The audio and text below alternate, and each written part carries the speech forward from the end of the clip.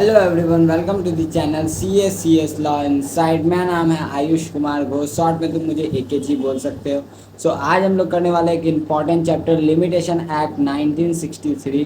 बहुत ही important chapter है तुम्हारे JIGL में। अगर तुम मॉड्यूल से देखो तो चैप्टर 10 है ये। ठीक है, इससे अराउंड 5 से 10 नंबर का क्वेश्चन आ ही जाता है एग्जामिनेशन में, एंड बहुत ही ईजी स्कोरिंग चैप्टर है।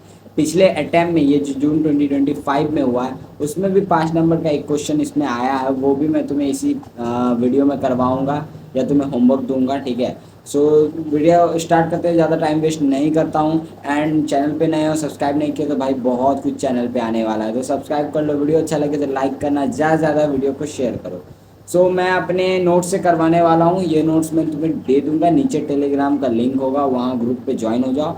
वहाँ मैं ये टेलीग्राम ये जो है नोट्स डाल दूंगा। ठीक है, चलो स्टार्ट करते हैं। Limitation act 1963।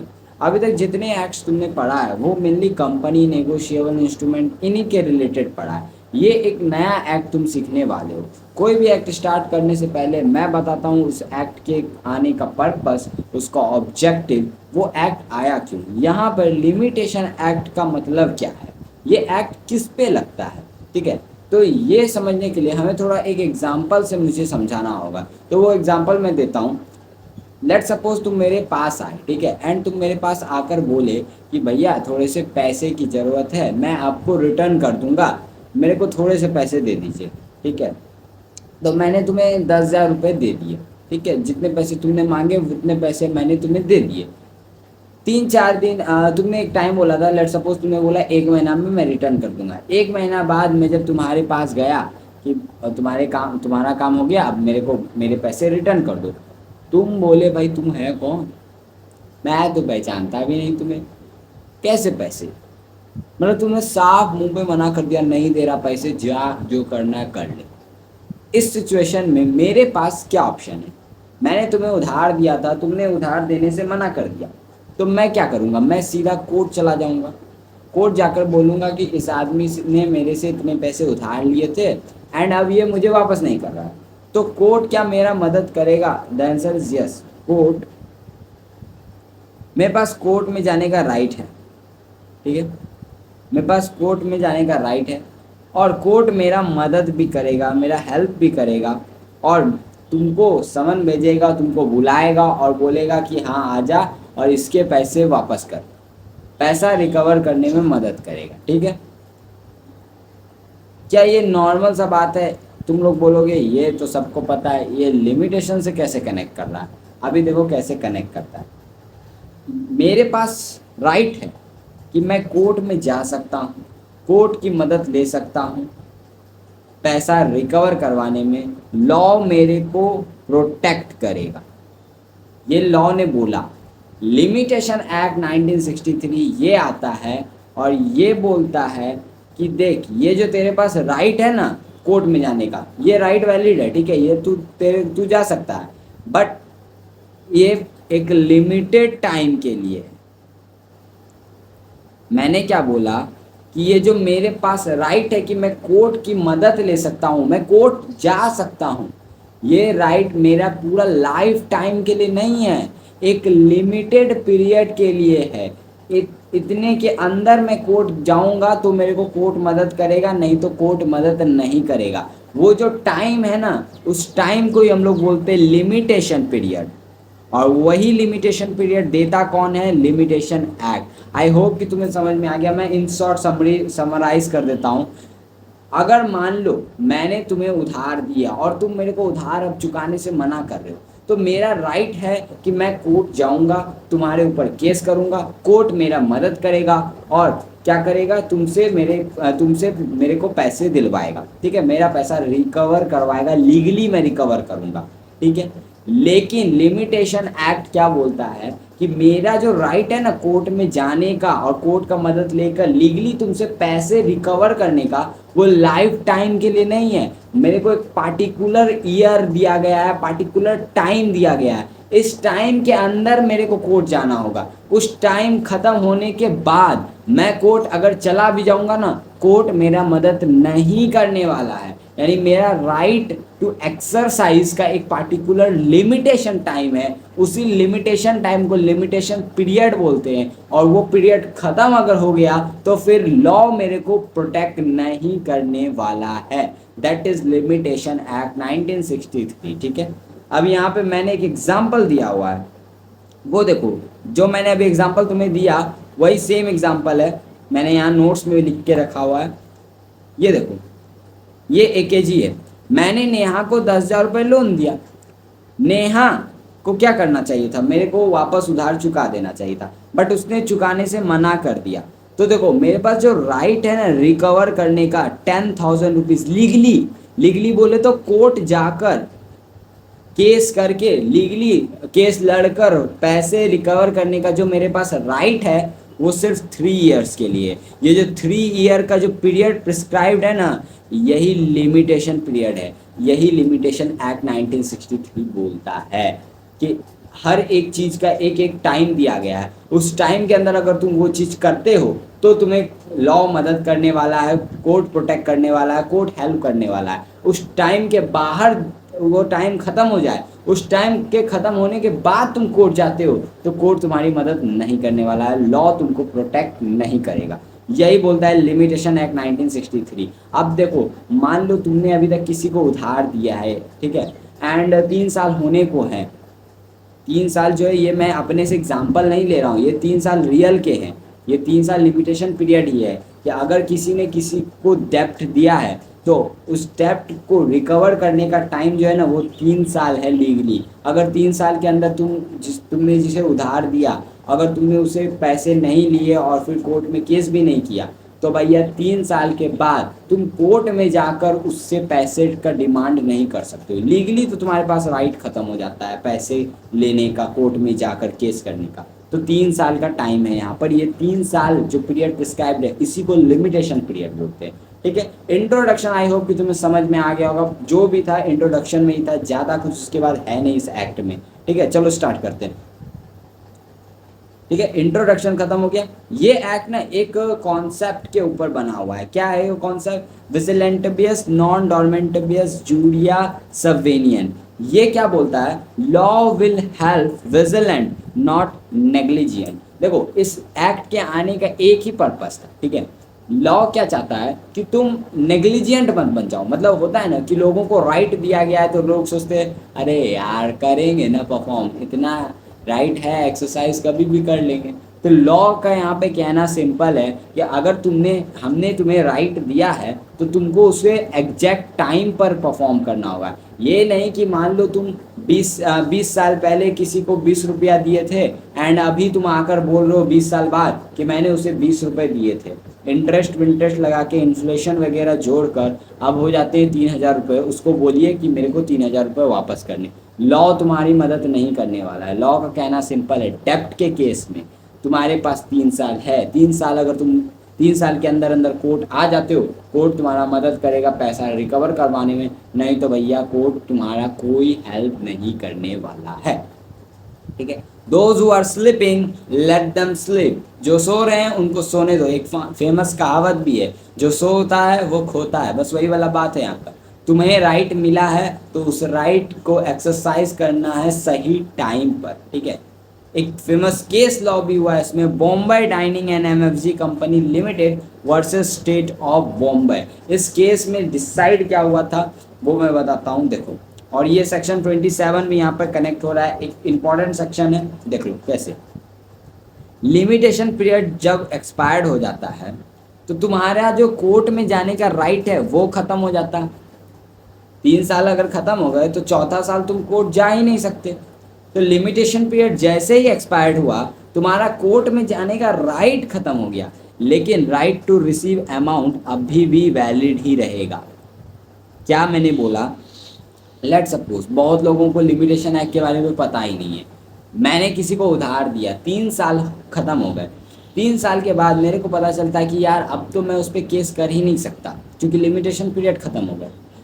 3 साल के बाद फिर भी मैंने उसे फ़ोन किया, बोला कि भाई मैं केस कर दूंगा, तू पैसे दे दे।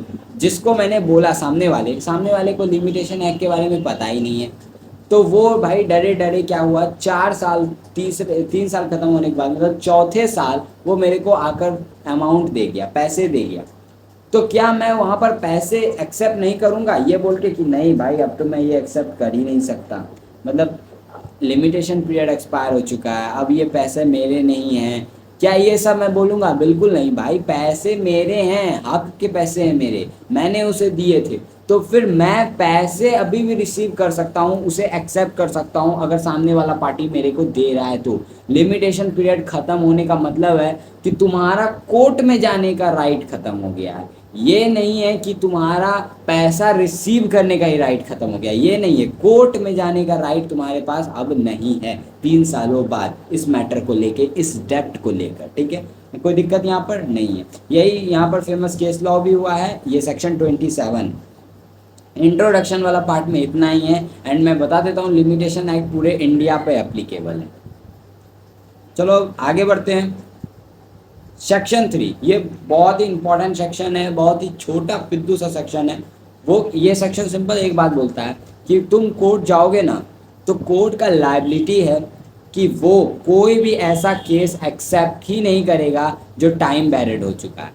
टाइम बैरिड बोले तो जिसका लिमिटेशन पीरियड एक्सपायर हो चुका है, यानी पहले जब तुम केस करने जाओगे ना कोर्ट में तो कोर्ट तुमसे पूछेगा ये जो तुम केस कर रहे हो ये कितने दिन पहले हुआ है, टाइम पूछेगा वो तुमसे। जैसे ही तुम बोलोगे डेप्ट के केस में कि भैया ये तो 4 साल पहले हुआ है, कोर्ट तुम्हारे प्रूफ भी होंगे अगर तुम्हारे पास, वो सब कुछ बंद करेगा, कोर्ट तुम्हें हाथ में देगा, बोलेगा हम तुम्हारी मदद नहीं कर सकते, अब तुम लीगली केस ही नहीं कर सकते हो।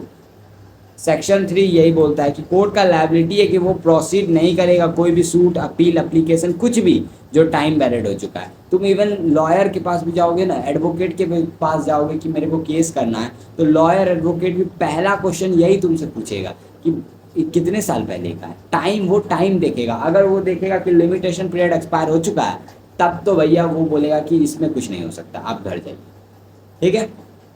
सेक्शन 4 आ जाते हैं। सेक्शन 4 क्या होता है? Extension of time if court is close. अभी देखो, मैंने आज तुम्हें लिमिटेशन एक्ट पढ़ाया, लेट सपोज तुमने किसी को उधार दिया था, कर्जा दिया था, डेप्ट दिया था, एंड मैंने आज तुम्हें लिमिटेशन एक्ट पढ़ाया। अब तुम ये चैप्टर पढ़ने के बाद तुमने अपना जो है वो बुक खोला और उसमें तुम देखने लगे कि किस टाइम तुमने उधार दिया। तुमने देखा कि तुमने 3 साल पहले उधार दिया था और आज तीसरा साल का लास्ट दिन है। तुम भाई घबरा गए कि बोले अगर आज मैं केस नहीं कर पाता हूँ तो फिर लिमिटेशन पीरियड मेरा ख़त्म हो जाएगा, तो फिर मैं तो जिसको उधार मैंने दिया उससे तो मैं लीगली रिकवर ही नहीं कर सकता। तो तुम भागे भागे कोर्ट में गए कि भाई आज ही मैं केस कर देता हूँ। तुम कोर्ट गए, पता चलता है आज कोर्ट ही बंद है। लेट सपोज आज नेशनल हॉलीडे, आज नेशनल हॉलीडे है एंड कोर्ट ही बंद है।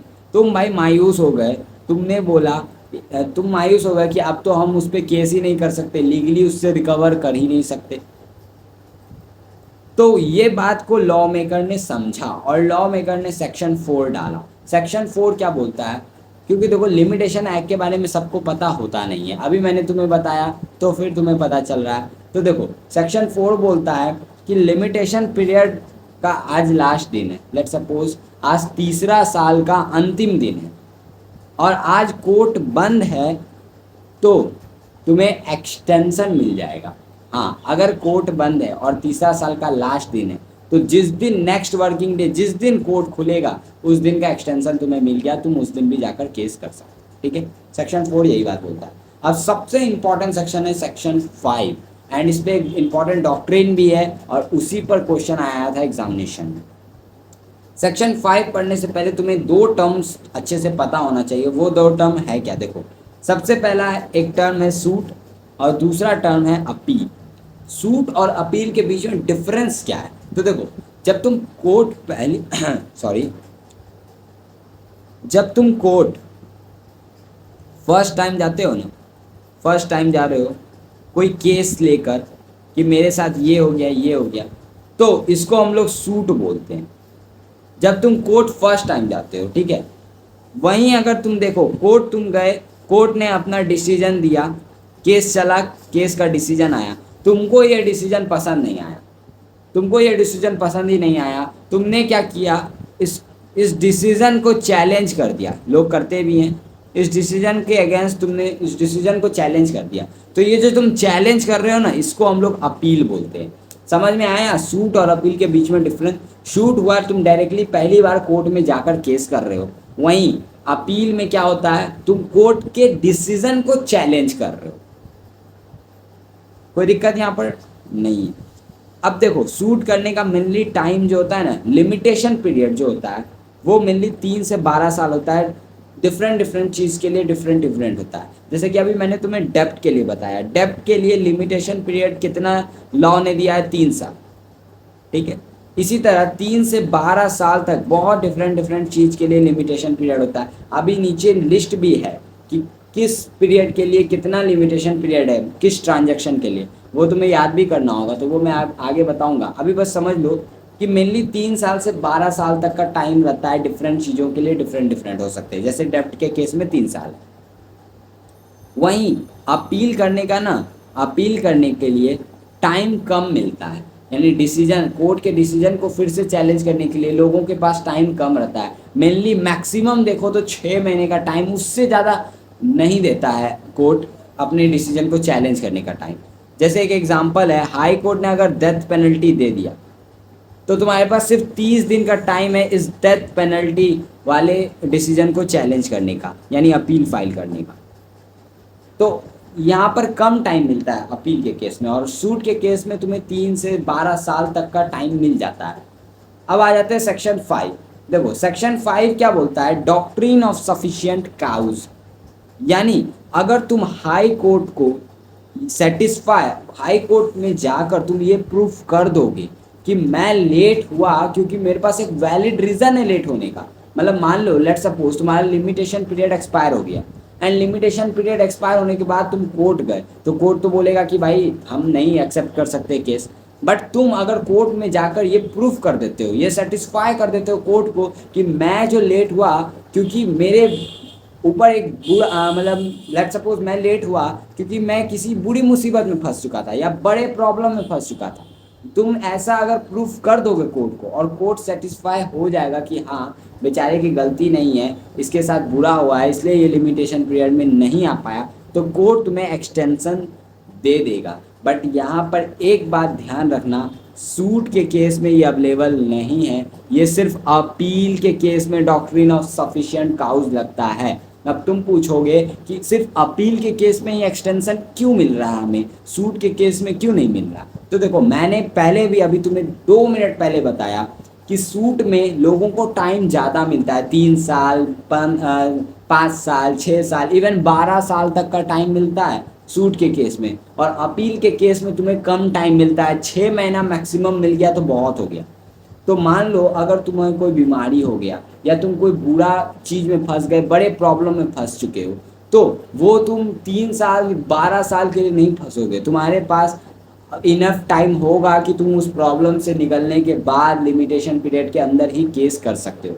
बट हो सकता है कि तुम 6 महीना के लिए फंस जाओ। अपील में चांसेस है क्योंकि टाइम बहुत कम रहता है, और किसी किसी में तो 30 दिन, वो डेथ वाला बात है। मान लो 30 दिन में तुम भयानक बीमार पड़ गए, या फिर 30 दिन में कोई और बड़े प्रॉब्लम में तुम फंस चुके हो, तो अपील का टाइम निकल जाएगा, तो फिर तुम्हें तो फांसी हो जाएगा। तो इसलिए लॉ मेकर ने इस बात को समझा और लॉ मेकर ने बोला कि ठीक है, सूट के केस में नहीं, अपील के केस में doctrine of sufficient cause applicable है। अपील के केस में अगर लिमिटेशन पीरियड खत्म हो गया और उसके बाद तुम अपील करने जा रहे हो और कोर्ट में जाकर ये प्रूफ कर दोगे कि मैं लेट हुआ क्योंकि मैं किसी और प्रॉब्लम में फंसा हुआ था, तो अगर कोर्ट सेटिस्फाई हो गया तो फिर वो एक्सटेंशन तुम्हें ग्रांट कर देगा। ठीक है, लिमिटेशन पीरियड खत्म होने के बाद भी वो तुम्हारा अपील को एक्सेप्ट कर लेगा। यही बोलता है डॉक्ट्रिन ऑफ सफिशिएंट काउज।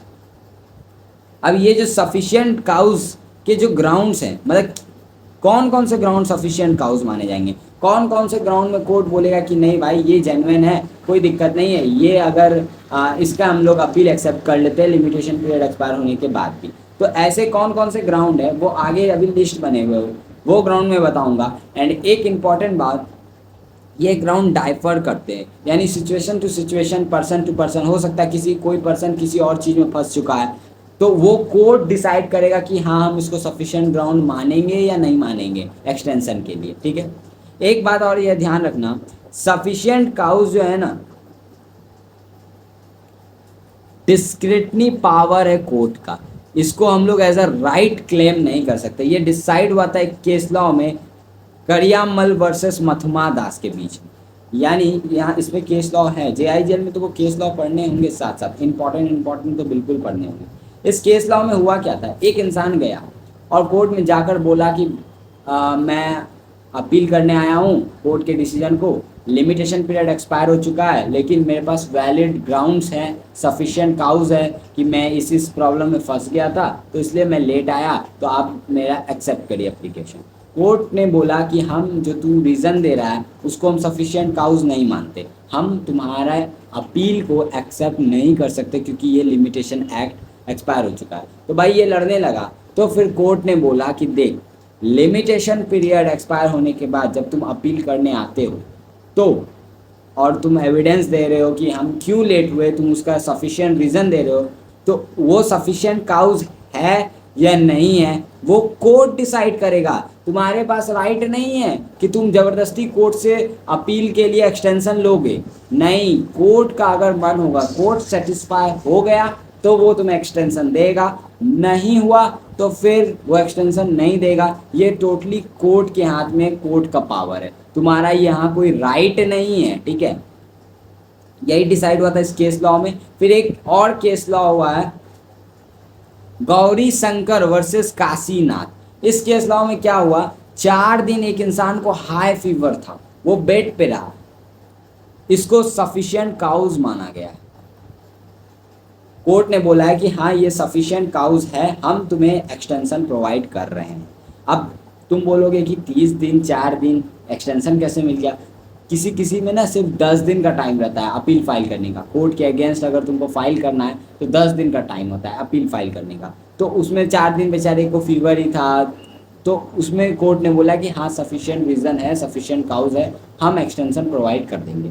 फिर एक और केस हुआ रामलाल वर्सेस रेवा कोल फील्ड्स लिमिटेड। उसमें क्या बोला गया है, explanation required for every single day. यानी तुम जब कोर्ट जाओगे लिमिटेशन पीरियड एक्सपायर होने के बाद, तो तुम हर एक दिन का एक्सप्लेनेशन दोगे कि इस दिन मैंने ये किया इसलिए मैं यहाँ नहीं आ पाया, इस दिन मेरे साथ ये हुआ, उस दिन मेरे साथ ये हुआ। यानी तुम सोच रहे हो एक्सटेंशन अगर तुमको पाना है अपील में, तो तुम्हें कोर्ट में जाके अपने हर एक दिन का बात बताना होगा कि इस दिन मैं इस प्रॉब्लम में यहाँ फंस गया था, वहाँ फंस गया, एग्जैक्टली मेरे साथ ये हो रहा था, इस कारण से मैं क्या नहीं कर पा रहा था, मैं लिमिटेशन पीरियड के अंदर जो है अपील फाइल नहीं कर पाया। हर एक दिन का तुमको एक्सप्लेनेशन कोर्ट में जाके देना होगा, और उसके बाद कोर्ट डिसाइड करेगा कि हाँ ये बात, ये सफिशिएंट रीज़न है या नहीं है। अगर उसको लगेगा कि हाँ रीज़न है तो वो तुम्हें एक्सटेंशन देगा, नहीं तो भैया घर जाओ, ठीक है। यहाँ तो कोई दिक्कत नहीं है। एक और बात यहाँ ध्यान रखना, सेक्शन 5 ये अप्लीकेबल नहीं है अगर कोई अप्लीकेशन मेड हो रहा है under order 21 of CPC 908। CPC बोले तो सिविल प्रोसीड्यूर कोड, ये तुम्हारे एक्ट का ही पार्ट है, तुम्हारे मॉड्यूल में ये चैप्टर भी है, ये मैं बाद में पढ़ाऊंगा, बट ये अभी तुम्हारे सिलेबस में नहीं है तो तुम्हें देखना नहीं है। इस चैप्टर में तो इसके बारे में बस इतना ही लिखा है। तो जब क्वेश्चन आए कि डॉक्ट्रिन ऑफ सफिशिएंट काउज किस पे अप्लीकेबल नहीं है, तो एक सूट पे तो अप्लीकेबल नहीं है वो लिखना है, और दूसरा बस ये लाइन लिख देना, ठीक है, बस हो गया। अब ग्राउंड्स ऑफ सफिशिएंट काउज, ये मैंने तुम्हें बताया कि अभी ग्राउंड्स है, किस किस ग्राउंड पे कोर्ट ने सफिशिएंट काउज डिक्लेयर किया है वो यहाँ पर मैंने बताया है। एक बात ध्यान रखना, कोर्ट और भी सफिशिएंट कोई दूसरे ग्राउंड्स को भी सफिशिएंट काउज मान सकता है। मैंने पहले भी बोला कि ये कोर्ट की पावर के, कोर्ट के हाथ में पावर है। कोर्ट अगर को लगेगा कि नहीं ये रीज़न सफिशिएंट है तो वो एक्सटेंशन दे देगा। यहाँ देखो, यहाँ मैंने एक एक्रोनिम बनाया, अकाउंटिंग में होता है ना, अकाउंटिंग में CS में तुमने पढ़ा होगा अकाउंट स्टैंडर्ड, अकाउंटिंग स्टैंडर्ड, तो उसको AS बोलते हैं शॉर्ट में। तो यहाँ पे मैंने वैसा ही बनाया है, AS-M393, AS-M3I3 है, आई ये आई है, ठीक है, AS-M3I3। देखो कैसे, सबसे पहला A से पहले एलिमेंट ऑफ फादर। मान लो तुम अपने पापा का ध्यान रख रहे थे, तुम्हारे पापा तुम्हारे साथ रहते हैं एंड वो बहुत ज़्यादा बीमार हो गए, उनको हॉस्पिटल ले जाना है, तुम बहुत परेशान हो, तो वो सफिशिएंट काउज माना जाता है। कोर्ट उसको बोल देता है कि हाँ आप ये सफिशिएंट रीजन है। ये डिसाइड भी हुआ था, केस लॉ है Mahendra Yadav versus Ratna Devi and others. ठीक है। S, S for serious illness, मतलब तुम अपील फाइल करने वाले थे, अचानक तुम रोड पे बेहोश होकर गिर गए और हॉस्पिटल ले गए तो पता चला तुम्हारा 4th लेवल कैंसर है, तो भाई तुम बहुत ज़्यादा बीमार हो, तुम अपने बीमारी को देखोगे कि तुम अभी अपील फाइल करने जाओगे, तो कोर्ट यहाँ पे एक्सटेंशन ग्रांट कर देगा। फिर आता है M3, 3M। सबसे पहला मिस्टेक ऑफ काउंसल, तुमने जिस लॉयर को हायर किया वो गधा लॉयर, ऑनलाइन कोर्स से पढ़ा हुआ, वो लॉकडाउन किड्स, ठीक है, उस टाइम उसने क्या किया, उसे पता ही नहीं था कि कोई चीज़ 30 डे में फाइल करना था। उसने बोला नहीं नहीं आराम से इसमें 45 डेज में फाइल करना है, और तुम 30 डेज के बाद जब लेकर गए तो कोर्ट बोला कि ये एक्सपायर हो चुका है लिमिटेशन पीरियड। तो तुम वहाँ पे बोल सकते हो कि मैंने जिस लॉयर एडवोकेट को बोला था ये सब प्रिपेयर करने, उसने मेरे को 45 डेज का टाइम दिया। अब मैं तो एक नॉर्मल इंसान, सब ने तो लॉ पढ़ा नहीं होता है, सबको उतना जानकारी भी नहीं रहता है लॉ का, तो यहाँ पर कोर्ट जो है तुम्हें एक्सटेंशन ग्रांट कर सकता है। ठीक है। उसके बाद बात करते हैं मिलिट्री ड्यूटी। तुम मिलिट्री मैन हो और अचानक युद्ध हो गया पाकिस्तान के साथ, वहाँ से फ़ोन आ चुका है सेंट्रल से कि वापस आना है, तुम पहले देश देखोगे कि यही अपील सब फाइल करने जाओगे, तो ऑब्वियस सा बात है देश ही देखोगे, तो वहाँ पे भी एक्सटेंशन मिलना ही मिलना है।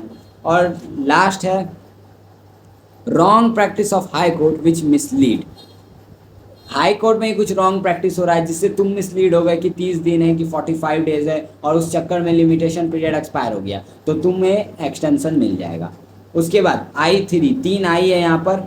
एक है इंसैनिटी, मतलब तुम अपील फाइल करने के लिए डॉक्यूमेंट सब प्रिपेयर कर रहे थे और अचानक एक कार आई तुम्हें उड़ा के चला गया, तुम बेहोश हो गए और पता चला तुम पागल हो गए, और ठीक कब हुए, जब अपील करने का समय ख़त्म हो गया तब। तो भैया तुम सिंपल सा एक लॉजिक है, जब तुम ही ठीक नहीं हो तो अपील फाइल कैसे होगा, तो ये तो सफिशिएंट ग्राउंड है ही एक्सटेंशन लेने का। उसके इन्वॉल्व इन हैवी लिटिगेशन, ये क्या हुआ, मान लो तुम अपील करने जा रहे थे, अचानक तुम्हारे घर पे नोटिस आता है और पता चलता है तुम्हारे ऊपर किसी ने केस कर दिया है, और बहुत बड़ा केस कर दिया है, लेट सपोज किसी ने रेप का केस कर दिया, किसी ने मर्डर का केस कर दिया है, तो उससे तुम्हारा नाम खराब होगा, तो तुम ऑब्वियस बात है अपने नाम के लिए लड़ोगे कि यही अपील फाइल करने जाओगे। मतलब मर्डर का अगर तुम्हारे ऊपर चार्ज चल रहा है, केस चल रहा है, तो तुम पहले उसको उससे लड़ोगे, उससे डील करोगे, उसको ख़त्म करने के बाद ही इधर छोटे मोटे अपील वगैरह पे ध्यान दोगे, तो यहाँ पे भी वैलिड तुमको एक्सटेंशन मिल सकता है। और last improvement by the party, मतलब तुम अपील फाइल करने के लिए तैयार हो रहे थे, अचानक गेट खटखटाया जाता है, तुमने गेट खोला, पता चला पुलिस है और तुम्हें जेल हो गई, मतलब भाई तुमने कुछ किया था, तुम अंदर चले गए, तो सिंपल सा बात है तुम बाहर आओगे तभी तो अपील फाइल करोगे।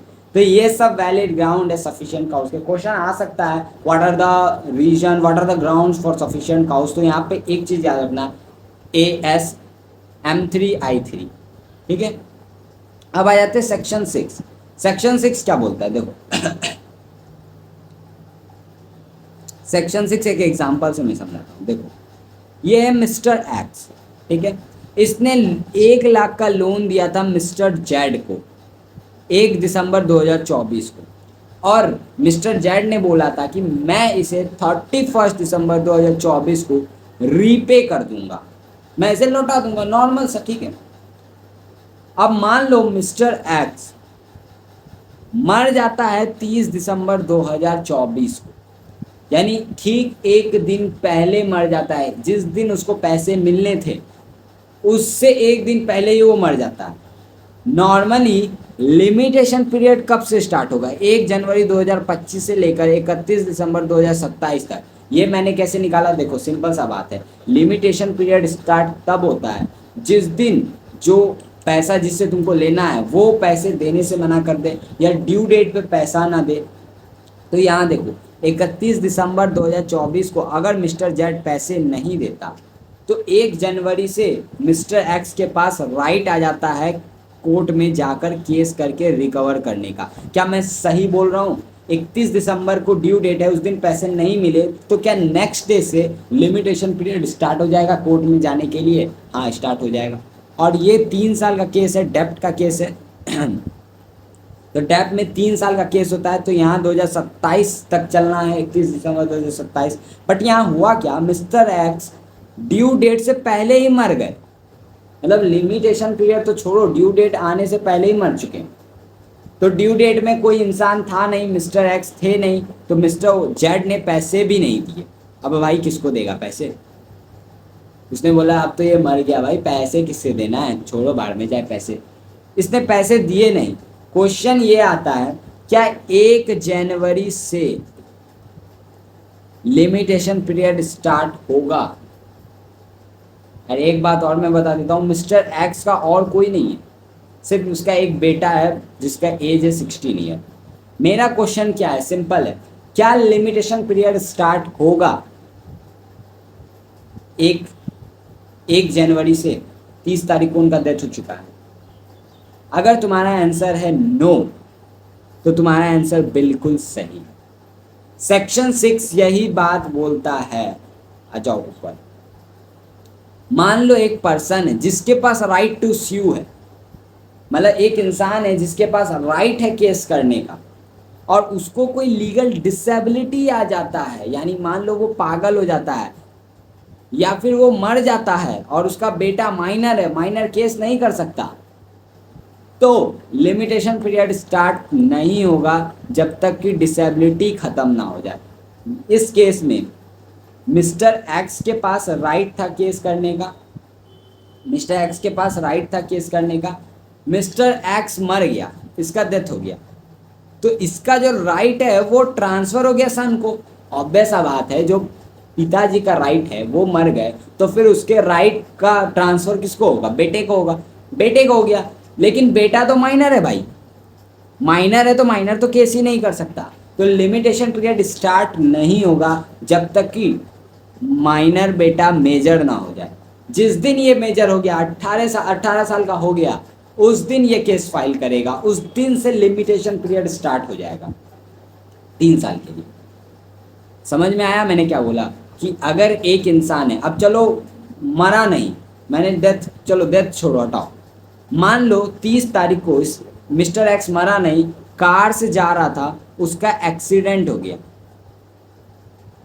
कार से जा रहा था, उसका एक्सीडेंट हो गया, ठीक है, एक्सीडेंट हो गया तो उससे उसका दिमाग पे असर हुआ और वो इंसेन हो गया, यानी पागल हो गया। तो क्या 1 तारीख से लिमिटेशन पीरियड स्टार्ट होगा? बोलो बोलो बोलो। नहीं होगा, क्योंकि ये भी तो एक डिसेबिलिटी है, लीगल डिसेबिलिटी। वो पागल हो गया, वो अपने दिमाग उसका अच्छे है ही नहीं, तो फिर वो करेगा कैसे केस? ऑब्वियस सा बात है, वो केस ही कैसे करेगा? तो यहाँ पे भी लिमिटेशन पीरियड तब तक स्टार्ट नहीं होगा जब तक कि वो पागलपन से ठीक ना हो जाए। जिस दिन वो पागलपन से ठीक हो गया, उसी दिन से हम लोग लिमिटेशन पीरियड काउंट करना स्टार्ट करते हैं। आई होप कि तुम्हें समझ में आ रहा है मैं क्या बोल रहा हूँ, सेक्शन 6 क्या बोल रहा है। एक और बात, मान लो ये जो एक डिसेबिलिटी हुआ वो खत्म होने से पहले दूसरा डिसेबिलिटी हो गया, मतलब लेट सपोज माइनर वाले केस में, यहाँ मैंने बोला कि माइनर है अभी वो, तो वो अभी लीगली डिसेबल है, मेजर होगा उस दिन से हम लोग लिमिटेशन पीरियड काउंट करेंगे। लेट सपोज मेजर होने से 10 दिन पहले वो पागल हो गया, तो क्या जिस दिन वो मेजर हुआ लिमिटेशन पीरियड काउंट करेंगे? द आंसर इज नो, हम लोग काउंट नहीं करेंगे। क्यों नहीं करेंगे? क्योंकि यहाँ सेक्शन 6 सिंपल एक बात बोलता है कि जिसके पास राइट टू स्यू है उसको अगर लीगल डिसेबिलिटी हो जाता है, तो लीगल डिसेबिलिटी जब तक ख़त्म ना हो जाए, सारे लीगल डिसेबिलिटी, तब तक जो है लिमिटेशन पीरियड स्टार्ट नहीं होगा। अब एक क्वेश्चन यहाँ पे ये आता है, मान लो माइनर मेजर हो गया, ठीक है, एंड मेजर होने के 5 दिन बाद वो पागल हुआ, तो उस सिचुएशन में लिमिटेशन पीरियड काउंट होगा? उस समय काउंट होगा, क्योंकि ये सेक्शन 9 बोलता है। अभी आगे मैं पढ़ाऊंगा। एक सिंपल बात है, डिसेबिलिटी खत्म होने से पहले ही दूसरा डिसेबिलिटी आ जाता है, यानी वो माइनर से मेजर हुआ भी नहीं था, मेजर होने से पहले ही वो पागल हो गया, तो जब वो पागलपन उसका ठीक होगा, जिस दिन वो मेजर हो जाएगा, ये दोनों डिसेबिलिटी जिस दिन खत्म हो जाएगा, उस दिन से लिमिटेशन पीरियड हम लोग काउंट करेंगे। उस दिन से 3 साल के अंदर अंदर अगर वो बच्चा अपने पापा के, वो जो डेप्ट है पापा के, वो डेप्ट के लिए अगर केस कर लेता है तो भैया उसको कोर्ट मदद करेगा, नहीं तो फिर कोर्ट उसको मदद नहीं कर रहा। आई होप कि तुम्हें सब कुछ यहाँ तक समझ में आ रहा है। सेक्शन 7 क्या बोलता है, मान लो एक ग्रुप ऑफ पर्सन है जिनको केस करना है। लेट सपोज मैं, मेरा भाई और मेरी बहन तीनों मिलकर एक को ऑनर्स बने थे एक लैंड का, एंड उसके रिलेटेड मेरे को हम लोग को केस करना है।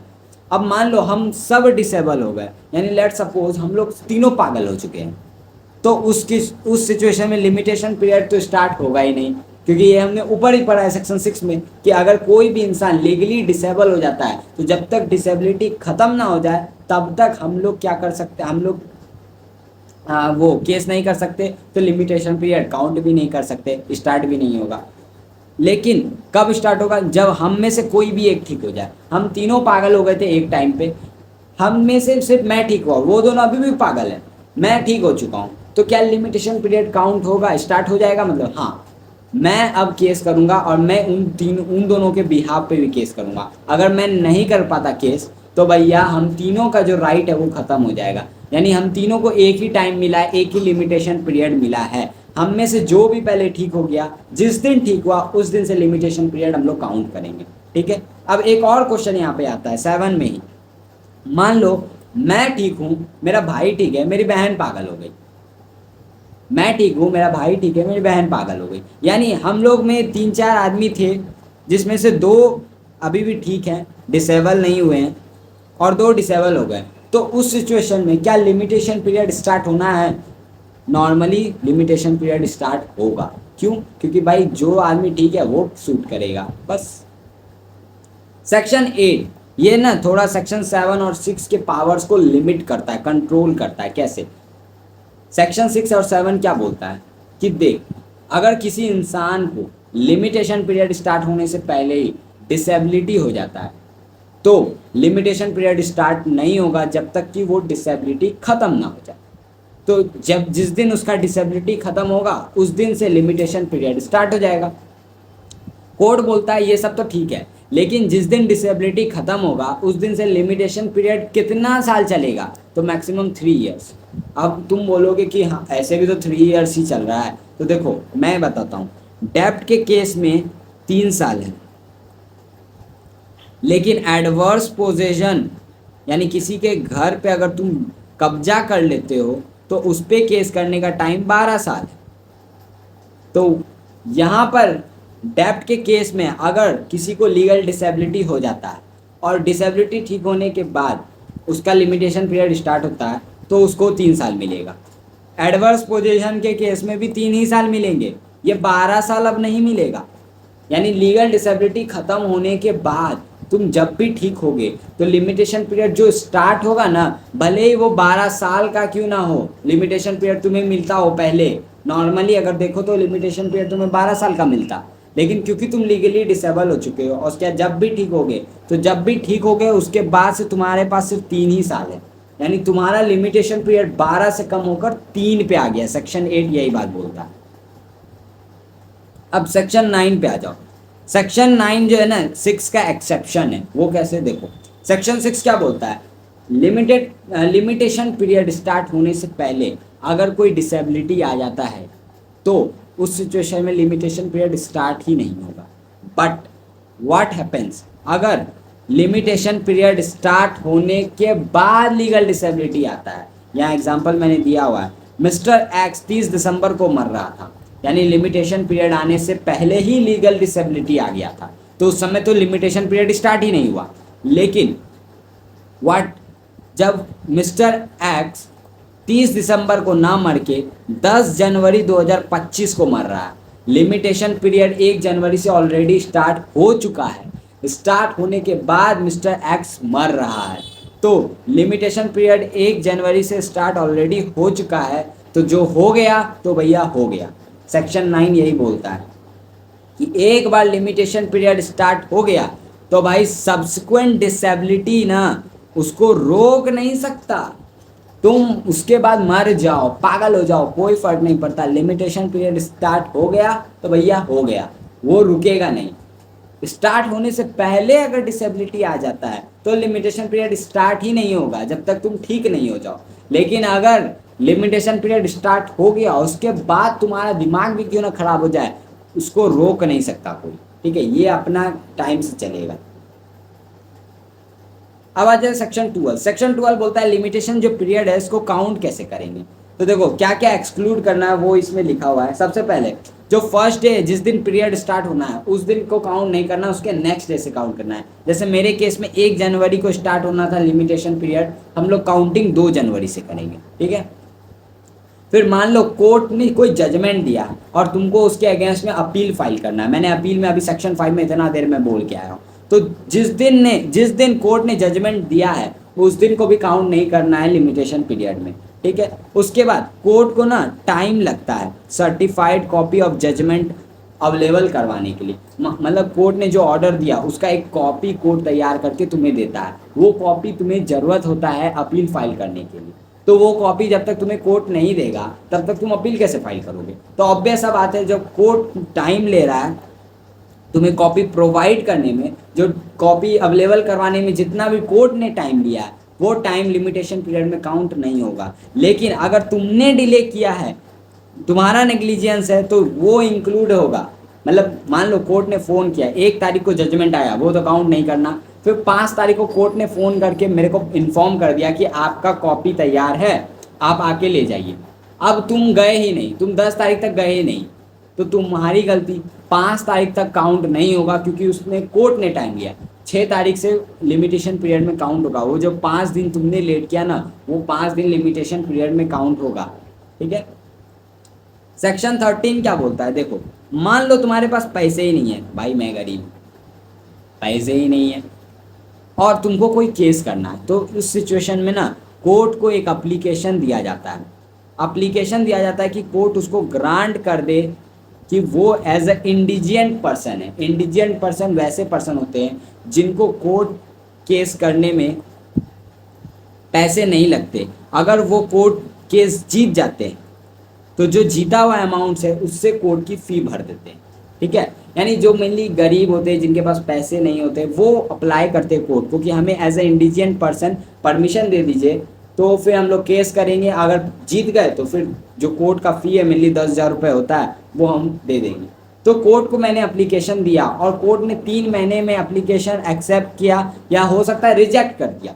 तो ये जो टाइम है ना एक्सेप्ट रिजेक्ट करने, ये जो एप्लीकेशन दिया और कोर्ट ने जब तक एक्सेप्ट नहीं किया या रिजेक्ट नहीं किया, ये टाइम भी लिमिटेशन पीरियड में काउंट नहीं होगा।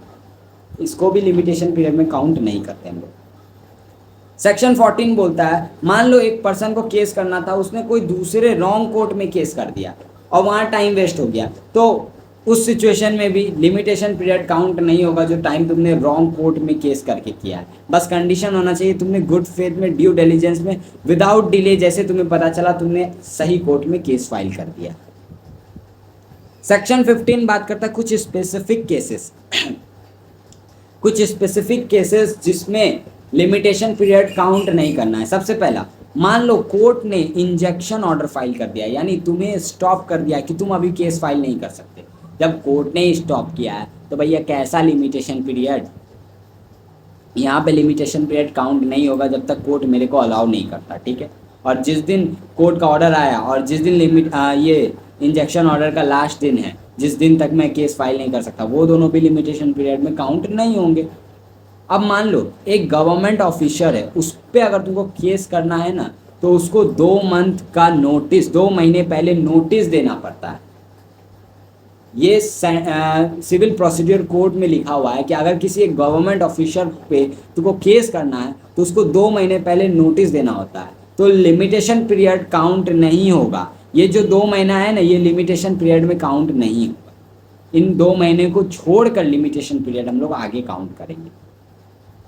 अब आ जाता है सेक्शन 16। यहाँ से बहुत ही ईजी है एंड आसान है, अब बस तुम्हें सिर्फ सुनना है। सेक्शन 16 क्या बोलता है, देखो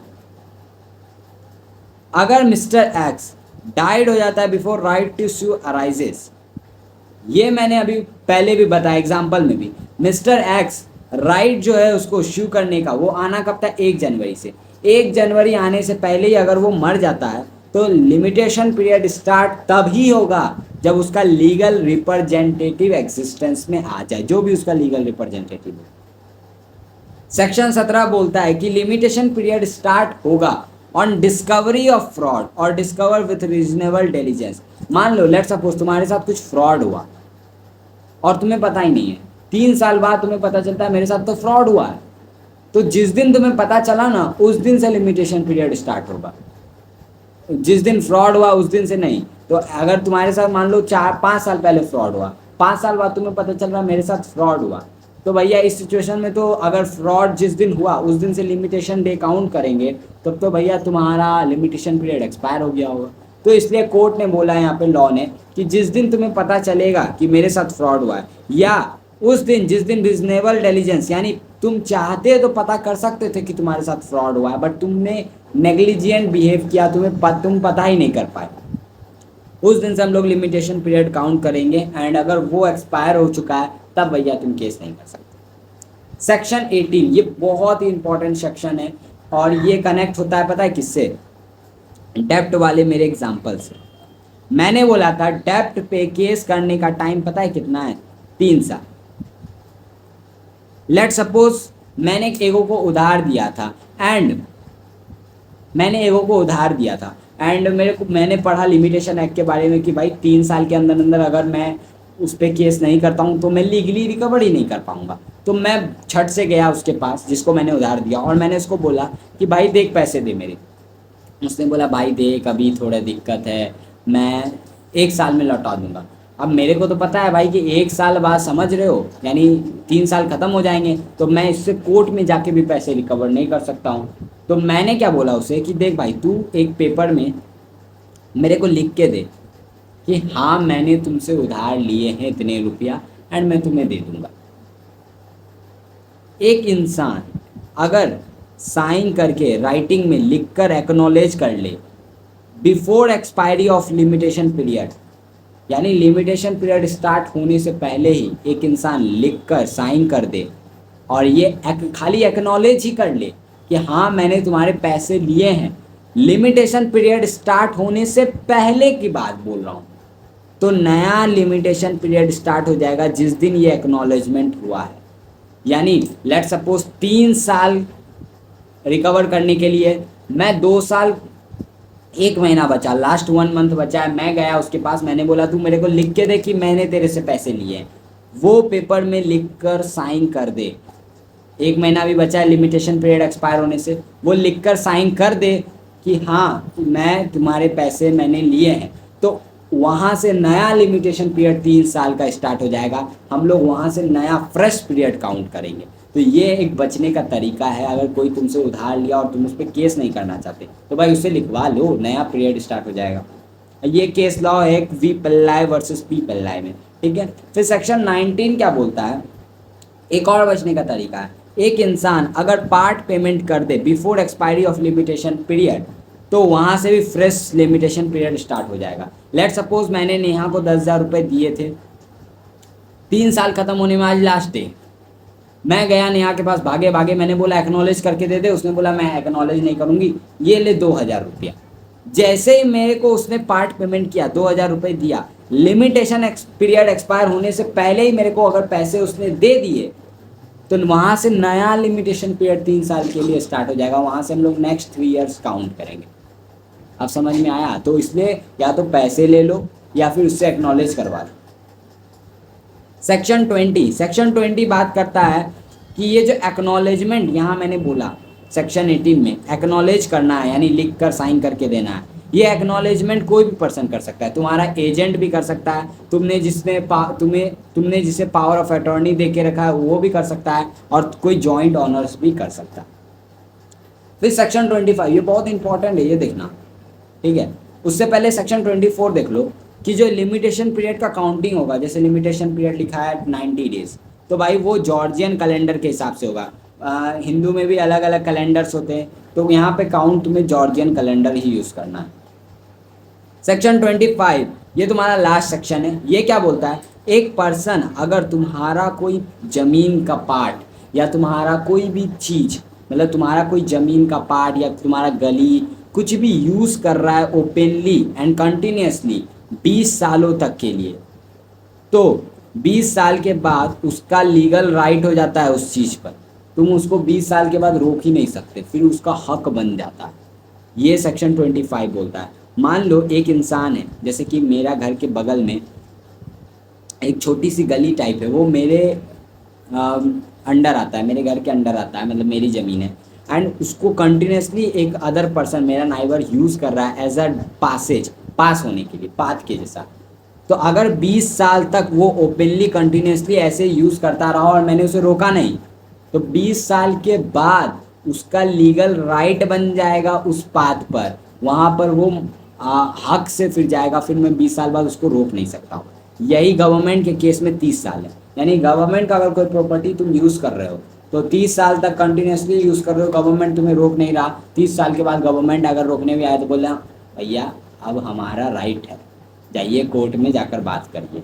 सेक्शन 25 यही बोलता है। लास्ट जो टॉपिक है वो बचा रिट। रिट क्या होता है? देखो, कॉन्स्टिट्यूशन ऑफ इंडिया ना तुम्हें पावर दिया है आर्टिकल 32 और 226 में। क्या पावर दिया है? कॉन्स्टिट्यूशन ऑफ इंडिया तुम्हें पावर दिया है कि अगर कोई सरकारी संस्था या कोई सरकारी इंसान तुम्हारे साथ गलत करता है, यानी मेनली अगर कोई गवर्नमेंट तुम्हारे साथ कुछ गलत करता है, तो तुम डायरेक्टली सुप्रीम कोर्ट या हाई कोर्ट जा सकते हो उसका केस फाइल करके। जैसे कि मान लो पुलिस तुमको अरेस्ट कर लेता है, बिना तुम्हें रीज़न बताए कि क्यों अरेस्ट कर रहे हैं, जिसको अरेस्ट किया जा रहा है उसका ग्राउंड बताया जाता है कि उसको क्यों अरेस्ट किया जा रहा है। अगर वो नहीं बता रहा है तो तुम्हारा यहाँ पे राइट छीना गया है, तुम डायरेक्टली सुप्रीम कोर्ट या हाई कोर्ट जाकर रिट फाइल कर सकते हो। इस रिट फाइल करने का कोई लिमिटेशन पीरियड नहीं है, ये तुम कभी भी लाइफ में कभी भी फाइल कर दो, कोई दिक्कत वाला बात नहीं है। ये एक फेमस केस लॉ भी हुआ था, Rajmala Vijay Rajesh Scindia versus state of UP. ये शायद दादी या मम्मी है अभी जो माधवराव सिंधिया है, ऐसा शायद नाम है उनका, कांग्रेस के शायद वो लीडर है, मेरे को एग्जैक्टली पता नहीं, तो उनके ही कोई फैमिली मेम्बर है। अब अदर लिमिटेशन पीरियड, ये तुम्हारे बुक में अगर तुम खोलोगे तो बहुत ज़्यादा दिया हुआ है, इसको मैंने इन शॉर्ट में छोटा करके लिखा हुआ है। अदर लिमिटेशन पीरियड्स, अभी तक मैंने तुम्हें डेप्ट के केस में बताया है 3 साल। कोई भी कॉन्ट्रैक्ट के रिलेटेड केस करना है तो लिमिटेशन पीरियड है तुम्हारे पास 3 साल। मूवेबल प्रॉपर्टी के रिलेटेड करना है 3 साल। कोई भी मनी लेंड पेबल, यही डेप्ट के केस में 3 साल। स्पेसिफिक परफॉर्मेंस करने के लिए 3 साल। अकाउंट्स के रिलेटेड 3 साल। मान लो एरियर ऑफ रेंट्स है, मान लो तुमने अपने घर पे रेंट लगाया और वो 3 साल से पैसे नहीं दे रहा, तो भैया 3 साल तक ही तुम उससे पैसे रिकवर कर सकते हो। यानी मान लो वो रेंट ही नहीं दे रहा है तो भैया तुमको 3 साल के अंदर अंदर कोर्ट में जाकर केस फाइल करना है। अगर नहीं करोगे तो फिर वो रेंट तुम उससे लीगली ले भी नहीं सकते।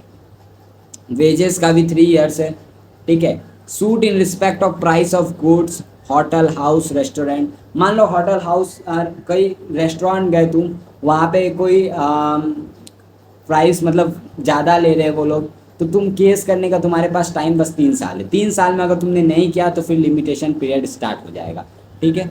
कोई दिक्कत या वाली बात नहीं यहाँ पे नहीं है। इसी तरह 1 ईयर है compensation for false improvement, tort वाले केस में, मैलिशियस प्रोक्यूशन वाले केस में 1 ईयर है तुम्हारे पास, ठीक है। और possession of immovable property on title, मान लो कोई तुम्हारे घर पर रह रहा है बिना तुम्हारे परमिशन के, 12 साल से ज़्यादा रह लिया, तो तुम उससे फिर वो घर नहीं छीन सकते, वो घर उसका हो जाएगा। यानी इसी को एडवर्स पोजेशन बोलते हैं। यानी तुम्हारा घर पे बिना तुम्हारे परमिशन के अगर कोई रह रहा है और तुम उसको रोक भी नहीं रहे हो, तो तुम्हारे पास 12 साल का ही टाइम है केस करने का। 12 साल के अंदर नहीं किए तो फिर भैया भूल जाओ, वो घर उसका हो जाएगा। इसी तरह फिर 10 डेज, ये मिनिमम पीरियड है लिमिटेशन पीरियड का, सिर्फ 10 डे, ठीक है। और ये मॉर्टेजर वाले केस में 30 ईयर्स है, ये मैक्सिमम पीरियड है। और डिक्लेरेशन के रिलेटेड तुम्हारे पास 3 साल का लिमिटेशन पीरियड है। इसे बस एक बार याद कर लेना, क्वेश्चन आ भी सकता है नहीं भी आ सकता है, यहाँ तक तो पूरा इंपॉर्टेंट है। ये बस एक बार पढ़ लेना, मैंने नोट्स इसलिए प्रिपेयर किए। यहाँ मैंने लिखा है मैक्सिमम लिमिटेशन पीरियड 30 ईयर्स का तुम्हें मिला हुआ है, ये देखो 30 ईयर्स का, ये 3 केसेस में मिला हुआ है। एक जो 12 नंबर ये मॉर्टेजर के केस में है, और मॉर्टेजर के केस में मतलब यहाँ मैं क्या बोल रहा हूँ, मान लो तुमने अपना प्रॉपर्टी गिरवी रखा और तुमने पैसा दे दिया, अब जो उसके यहाँ गिरवी रखा था वो तुम्हें प्रॉपर्टी वापस ही नहीं कर रहा, इमूवेबल प्रॉपर्टी वापस ही नहीं कर रहा, तो भैया तुम्हारे पास 30 साल का टाइम है केस करने का, उसके बाद फिर वो प्रॉपर्टी उसका हो जाएगा। उसके अलावा मोर्टिगी, यानी मान लो जिसको मैंने गिरवी रखा उसको मैंने पैसे नहीं दे पाए, तो वो तुम्हारा अब फोरक्लोज करने के लिए केस कर सकता है, यानी इसका सब बंद करके जो भी बेच बाच के सब कुछ पैसा ले लेना, तो उसका भी 30 साल का टाइम है। सेंट्रल गवर्नमेंट स्टेट गवर्नमेंट भी केस कर सकता है, अगर central government state government case कर सकता है अगर तुम उसकी ज़मीन पे कब्जा करके हो, तो 30 साल के अंदर अंदर अगर केस करता है तो ठीक है, नहीं तो फिर वो तुम्हारा प्रॉपर्टी हो जाएगा, सेंट्रल गवर्नमेंट भी कुछ नहीं कर सकता। ये मैक्सिमम है लिमिटेशन पीरियड, मैक्सिमम 30 इयर्स का ये लिमिटेशन पीरियड है, ठीक है। और मिनिमम जो पीरियड है लिमिटेशन पीरियड वो है सिर्फ 10 दिन का, जो मेनली तुमको परमिशन, अगर तुमको अपने आप को डिफेंड करना है समरी प्रोसीड्यूर में, तो फिर वो मिनिमम 10 डेज है। एक बार बस ये याद कर लेना और कुछ नहीं है।